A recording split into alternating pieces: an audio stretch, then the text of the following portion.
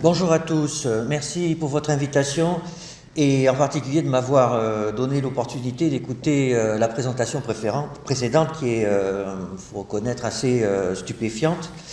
Alors, éthique et bonne pratique, par quoi commencer? Parce que vous venez de dire Elisabeth Bik, c'est-à-dire d'abord, je suis qui pour vous parler de ça? Quels peuvent être, moi, mes conflits d'intérêts multiples par rapport à cette question? Alors, bien sûr, il se trouve que, enseignant de statistique, je conseille les firmes pharmaceutiques sur des questions méthodologiques et statistiques. Et souvent, on s'arrête là. Et en fait, il ne faudrait pas, parce que souvent, ce n'est pas les principaux conflits d'intérêts que l'on a avec nos conférences. Et j'ai remarqué d'ailleurs, même dans le monde du médicament, même dans le monde de l'industrie, souvent les principaux conflits d'intérêts étaient négatifs et pas positifs. C'est-à-dire que, en fait, j'en veux à quelqu'un, et comme je lui en veux, le jour où il arrive et qu'il présente par exemple, je suis reviewer, et alors on va dire c'est anonyme les reviews, en fait bien sûr que non, puisque les gens s'autocitent, donc on peut voir dans la liste des références, on arrive à trouver en fonction du thème de l'article et des citations qui sont dans les références, on arrive à trouver qui est l'auteur de l'article 3 fois sur 4. Et donc en fonction des ressentiments que j'ai pour certains auteurs ou pour certaines thématiques de recherche, eh ben, je vais mal évaluer l'article. Alors il y a d'autres conflits d'intérêts qui sont encore plus compliqués, mais qui existent dans le champ de la recherche biomédicale, c'est des conflits d'intérêts idéologiques.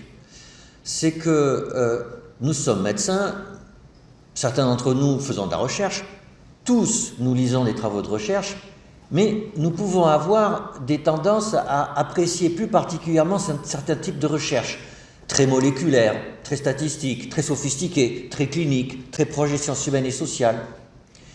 Et en fonction de ces composantes idéologiques, eh bien, on peut avoir tendance à sous-estimer ou à surestimer certains résultats quand on lit les travaux ou quand on les présente dans un congrès.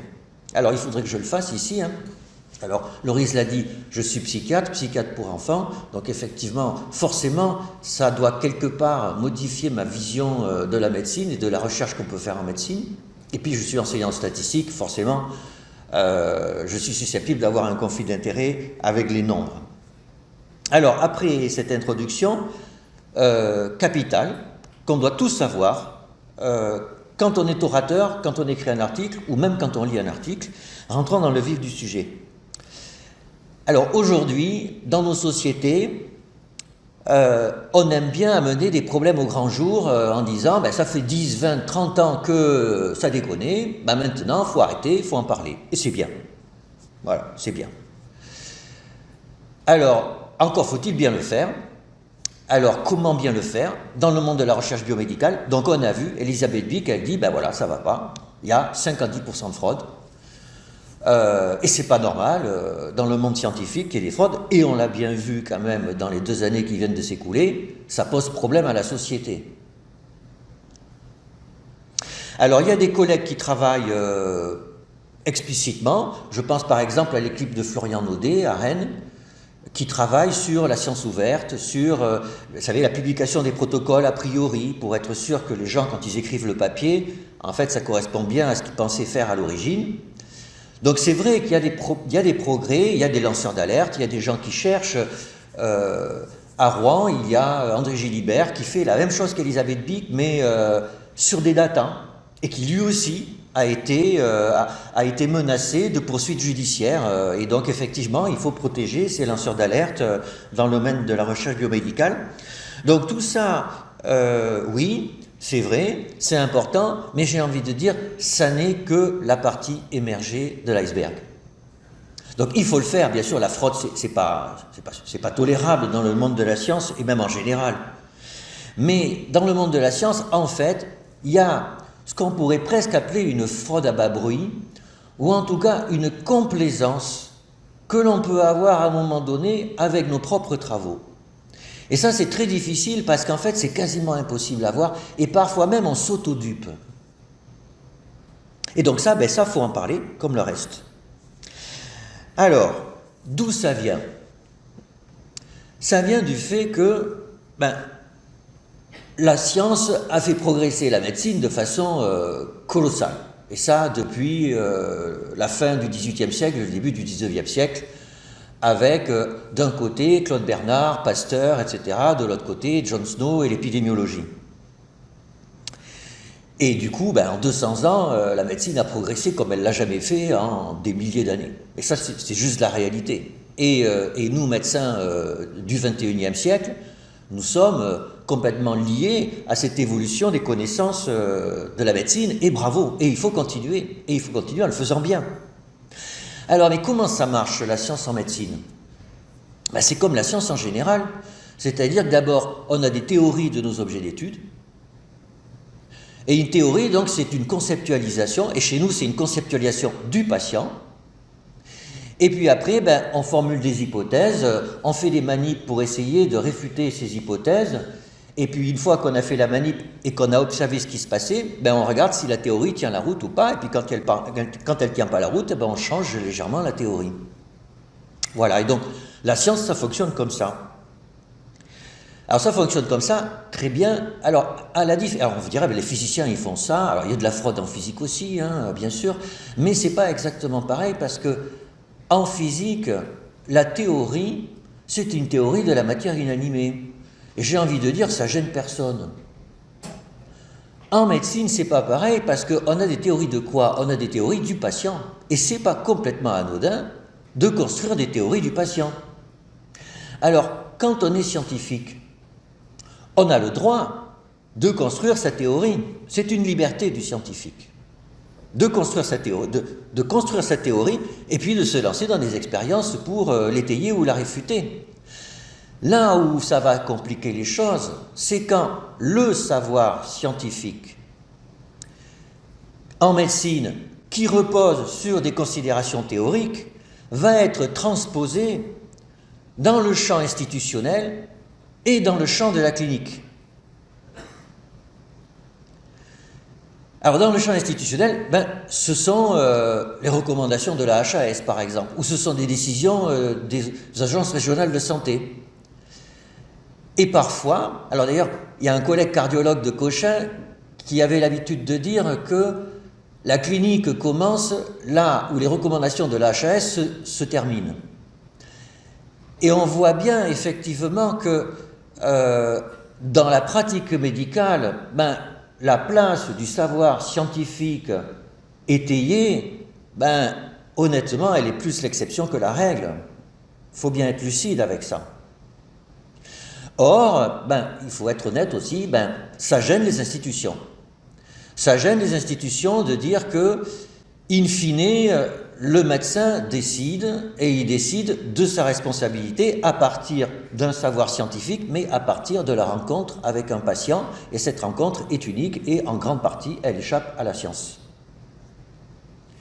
Donc, difficulté de transposition du savoir scientifique médical aux institutions, et aux cliniciens, parce que nous sommes en face du patient et nous avons à gérer le fait que le savoir scientifique n'est que parcellaire.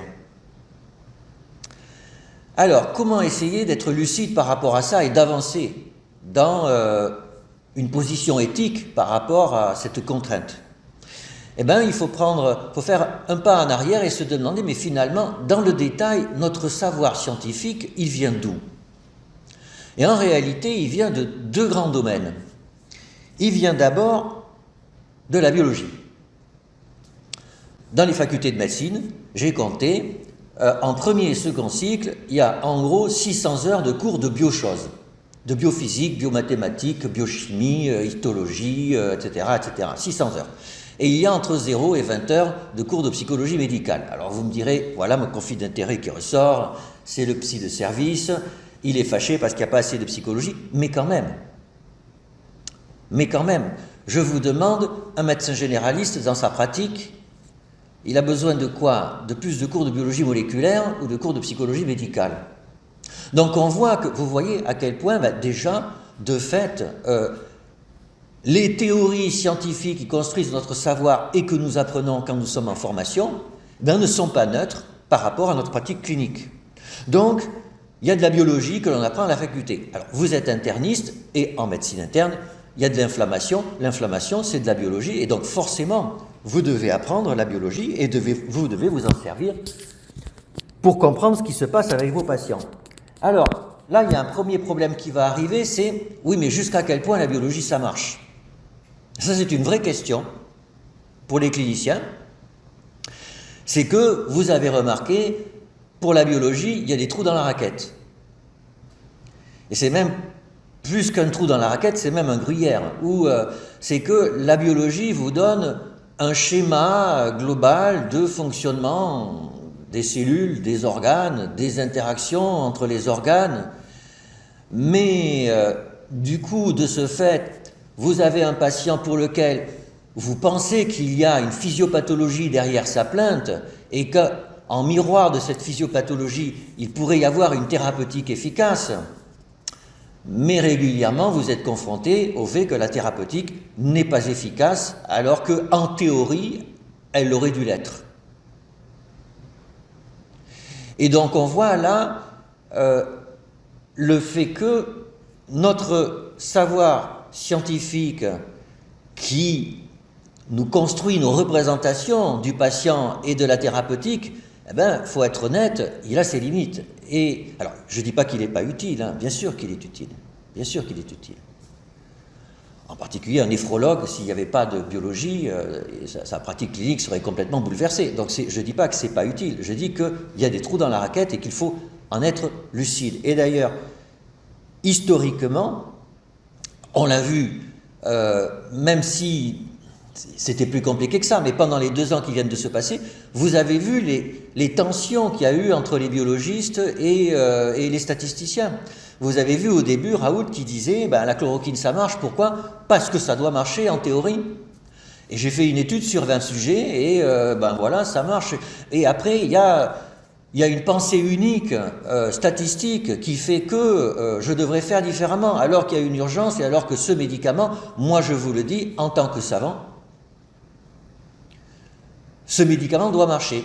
Alors vous me direz, oui, mais alors c'est la preuve que ça ne marche pas, c'est la Raoult, il racontait n'importe quoi. Et ben oui, mais vous savez qu'aujourd'hui, il y a des molécules anticancéreuses qui ont une autorisation de mise sur le marché et qui sont remboursées, alors qu'en fait, leur efficacité relève quasiment exclusivement de représentation biologique. Je prends par exemple les médicaments qui agissent sur des tumeurs issues d'une fusion de gènes NTRK. Regardez les données disponibles pour évaluer l'efficacité de ces anticancéreux. Ce sont des études sans bras contrôle, donc même pas randomisées. Ces études conduisent à des médicaments qui vont être proposés à des patients. Pourquoi? Parce que derrière, il y a une pensée biologique qui suggère que le médicament doit être efficace. Donc, premier point, il y a d'abord nos connaissances qui viennent de la biologie. Et puis, bien sûr, il y a ce qui vient de la statistique. Alors ça a surtout émergé à partir de la moitié du XXe siècle, quand les gens se sont rendus compte qu'il y avait plein de pathologies. Prenez le cancer du poumon, par exemple. En général, on connaît la cause, c'est le tabac, mais une fois qu'un patient a un cancer du poumon, ça ne sert plus à grand-chose de savoir que c'est parce qu'il fumait. Et donc, des médecins, par pragmatisme, ont dit la biologie, c'est bien, ça a sauvé des vies, ça a permis de trouver des traitements contre les maladies bactériennes en particulier, mais ça ne suffit pas, et donc on va utiliser ce que faisaient les agronomes, c'est-à-dire des essais randomisés, c'est-à-dire utiliser la statistique pour comparer les groupes de patients en tirant au sort ou pas, et puis comme ça on est pragmatique, parce que là on voit directement ce qui se passe sur le patient. Et du coup, ça a eu un succès aussi considérable, au même titre que le succès de la biologie. Les progrès dans le VIH, dans la cancérologie, en cardiologie, peut-être en médecine interne, sont venus en grande partie de l'usage approprié de la statistique. Et du coup, il y a de la statistique partout, dans le JAMA, dans le Lancet, dans le New England Journal of Medicine, dans l'Annals of Internal Medicine, etc. Il y a de la statistique dans 90% des articles. Alors, du coup, comme il y a de la statistique dans 90% des articles, il y a une possibilité qu'il y ait un mésusage de la statistique. Et vous le savez, il y a de nombreux articles qui, un peu à la lumière de ce qu'Elisabeth Bick fait avec les images le font avec le mésusage de la statistique. Et donc des papiers dans Nature, Science, PNAS, etc., disant que il y a un mésusage des tests statistiques, en particulier du fameux petit p, sur lequel on va revenir, avec même le concept de p-hacking, hacking au sens d'être un pirate, quoi, de gens qui, quand ils analysent leurs données, font un peu tout ce qu'ils peuvent pour arriver finalement à pouvoir raconter ce qu'ils ont envie de raconter dans la conclusion de l'article. Et donc là aussi, faisons un pas de recul et essayons de nous demander, mais pourquoi on en est arrivé là? Finalement, qu'est-ce qui s'est passé? Alors d'abord, finalement, quand on utilise la statistique, c'est pour faire quoi? Aujourd'hui, honnêtement, l'usage de la statistique, et en particulier du test statistique et du fameux petit p qui est l'aboutissement du test statistique, c'est devenu un rituel social. C'est devenu un rituel social. Vous savez que pour que vos travaux scientifiques soient acceptés, eh bien, vous n'avez pas le droit de raconter n'importe quoi. Vous devez passer sous le rituel de tests statistiques, du P plus petit que 5%, qui va vous donner l'autorisation, dans la conclusion de votre article, de dire que oui, vous avez trouvé quelque chose. On dit même d'ailleurs que c'est une façon de prouver que ce que vous dites est vrai. Et d'ailleurs, en miroir de ça, il y a la médecine fondée sur des faits prouvés. Et là, il y a un vrai problème de fond. D'abord, c'est que, ça on le voit mal en français, c'est qu'on a un seul mot qui est prouvé, alors qu'en anglais, ils ont plusieurs mots. Vous savez, ils ont evidence et ils ont proof. Proof, c'est vraiment la preuve déductive. Evidence, c'est apporter de l'eau au moulin. Alors déjà, vous voyez, il y a une première subtilité, mais même les Anglais ont des difficultés avec ça parce qu'ils considèrent souvent que la statistique, ça prouve quelque chose. Donc premier point, il y a un petit problème de sémantique lié à la langue. Deuxième point, il y a une ambiguïté sur le mot preuve. Enfin, ce n'est pas une ambiguïté, c'est le fait que dans notre société moderne et rationnelle, la preuve, c'est fort. Et la preuve, ça résonne à quoi? Ça résonne avec les mathématiques, et en mathématiques, on a accès au vrai. Et donc, si vous utilisez des statistiques, vous faites de la mathématique, donc du coup, vous avez accès au vrai. Et ça, c'est fantastique dans la vie, en particulier quand on est un médecin, de savoir qu'on est dans le vrai. Deuxième point. Troisième point, alors qu'en réalité, ça n'est pas vrai. En réalité, quand on regarde ce que les philosophes disent de ce que c'est qu'une preuve, que ce soit dans les philosophes de langue anglaise ou de langue française, une proposition est prouvée quand elle est établie par une méthodologie reconnue et qu'elle entraîne une croyance. C'est ça la preuve. Et d'où vient en fait la preuve dans les statistiques?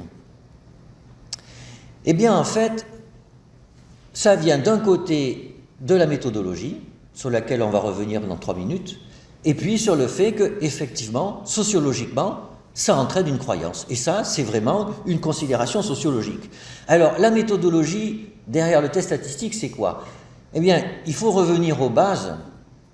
Et en fait, figurez-vous que derrière les tests statistiques, il n'y a pas un seul paradigme, il y en a deux, et les deux sont mélangés, et ça participe à un quiproquo qui fait qu'on raconte encore plus de bêtises que ce que l'on devrait s'il n'y en avait qu'une.